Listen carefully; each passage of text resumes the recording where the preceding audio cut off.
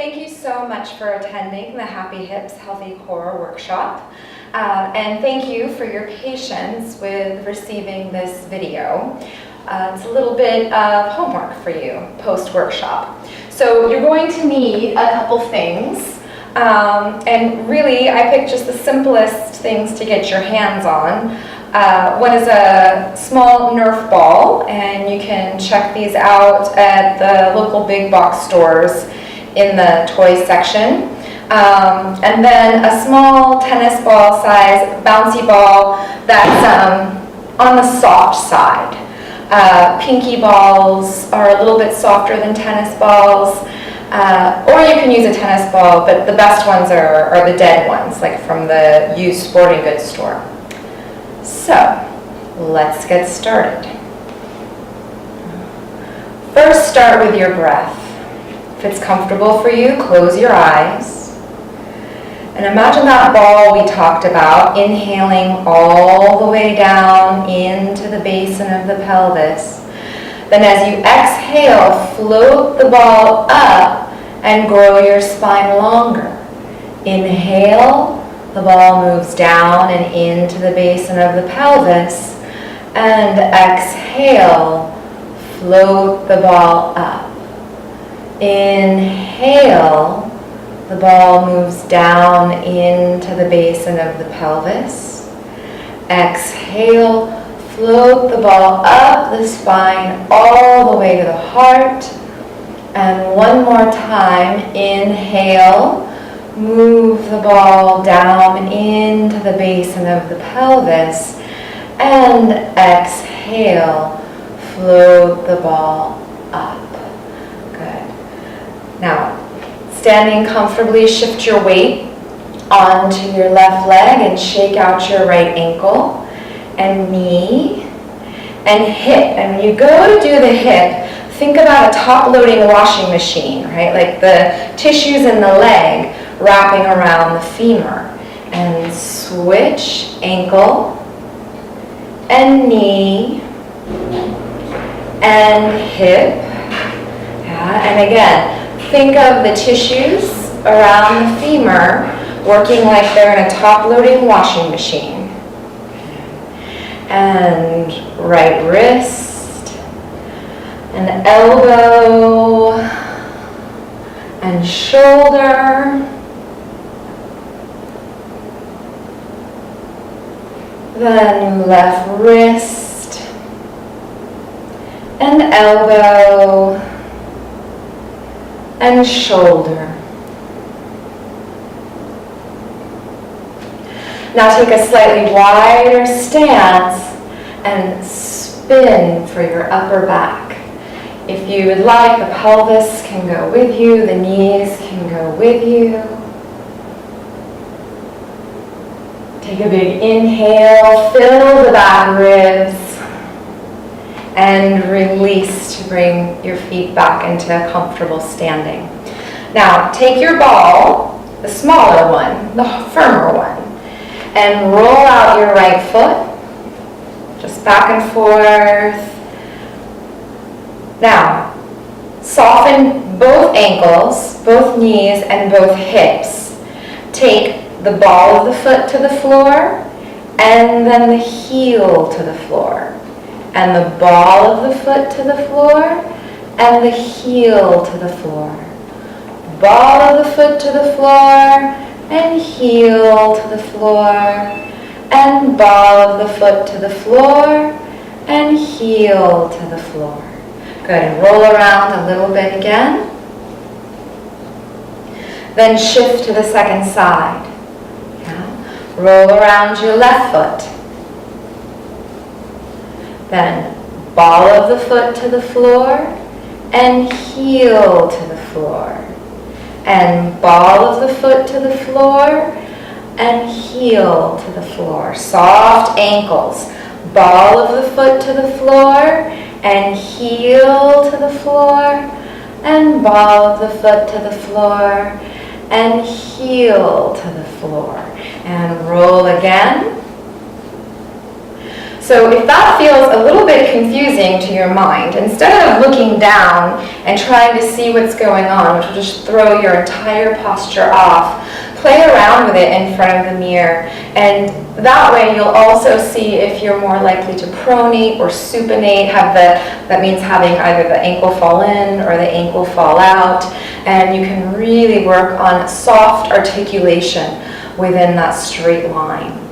Now, come to a tiny piece of wall or a door frame or anything that you have in your house. Bend your ankles, soften your hips, and reach up and over, taking the top fingertips to the wall, but leaving your hips as even as possible. And release to come up and swing forward, fingertips to the wall, and release to come up.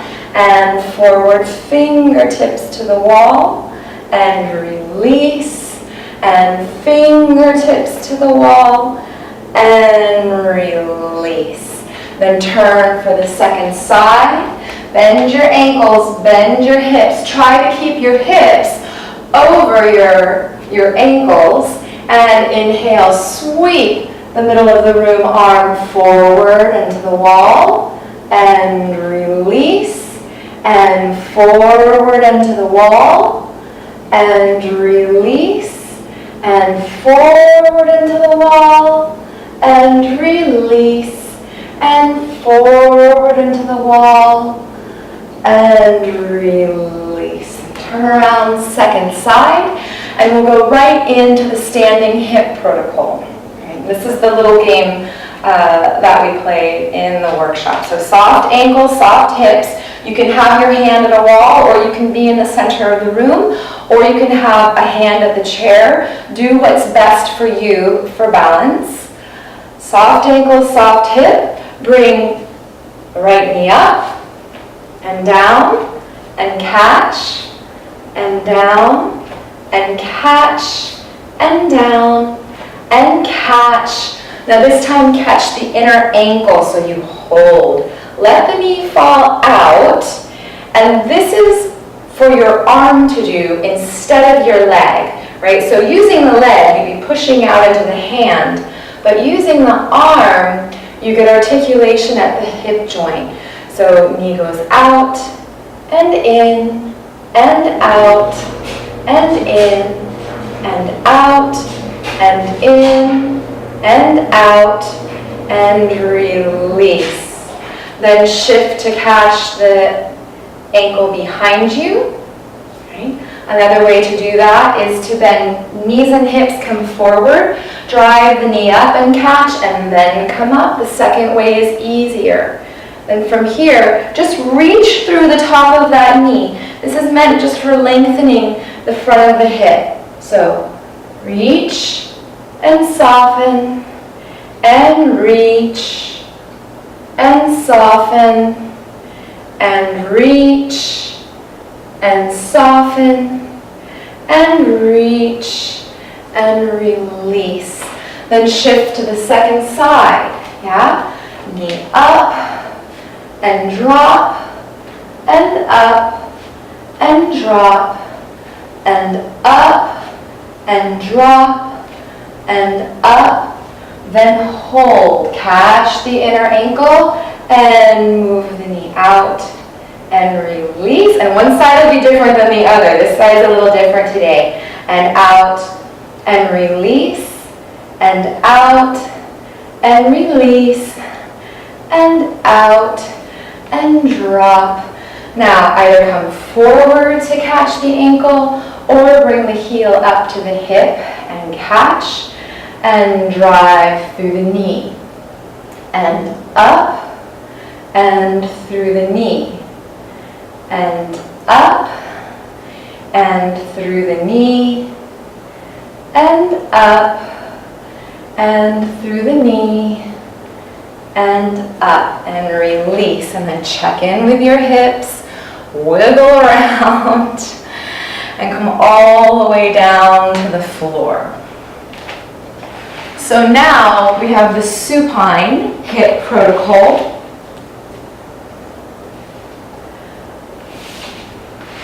So either shift onto your side to lay down or roll down from seated. You'll push down through the left foot and take the right foot up and shake it out. Then bring it to figure 4. Then in figure 4, you give it a sweet ask with your hand. So right hand to right inner thigh, press and release, and press and release, and press and release, and press, and take a breath. Then arms come out to the side and drop towards the thigh. Now this doesn't have to come all the way to the floor. It can just head in the general direction. No pinning shoulders, yeah? No tweaking out with your neck. Just let everything be soft and responsive. Come to center. And then the top foot comes to the floor. And to center. And thigh towards the floor. And you can use this as an opportunity to open this long side body. And foot to the floor. And to center, and then take the leg up and shake it out a little bit. Then between each side, I like to lengthen both legs out and touch in with my hip bones and see how the tops of my thighs feel. See the difference of the backs of my thighs on the floor, and also see how my low back feels with my legs extended in this position. Drag your heels up. And we'll go second side. I'm going to show a different angle. You'll take the second leg up and shake it out and come to figure 4. Now the same arm as leg comes to hand as leg comes to the thigh and press and release and press and release and press and release and press. And let go. So those were all sweet asks. Then drop towards the thigh. And let the rest of the spine be responsive. Come to center. Then let the foot fall towards the floor. And come to center. And the thigh falls towards the floor. And to center. And the foot falls towards the floor. And to center. Take the leg up, roll it around, shake it out, send it back down, then extend through your legs, check in with your hips, check in with the softness in the thighs. And as you feel ready, press up to seated. Now, the Nerf ball. So you'll lay prone on your belly and take the Nerf ball on the diagonal between your navel and your hip point. So just poke in on yourself and find those 2 spots. When you lay down, you'll take your fingertips to your forehead to support the head and elbows out to the side. If this doesn't feel comfortable for your back, for your upper back or your shoulders, then take some towels and roll them underneath the armpits for support. So you're laying prone on your belly with the ball right into the side of the pelvis, like it's tucking into that bowl shape, yeah? And while you're there, take a big inhale all the way down into the basin of the pelvis. Fill the belly, fill the lungs, and exhale to soften. Inhale, fill from the bottom up, and exhale to soften, and fill from the bottom up, and soften, and fill, and soften. Then take the ball out from underneath you. Have a couple breaths prone and switch to the second side. So now you'll take the ball again off to the second side. It goes between the navel on the diagonal, between the navel and the hip point, right? The ASIS. And it's going to tuck in as if it's just coming into the side of the pelvis. Take your elbows out to the side and rest your forehead on your hands while you're laying on your belly. And inhale, fill from the bottom up. Exhale, soften. Inhale, fill from the bottom up. And exhale to soften. Inhale, fill. Exhale, soften. And fill. And soften. Take the ball out. Have a couple breaths.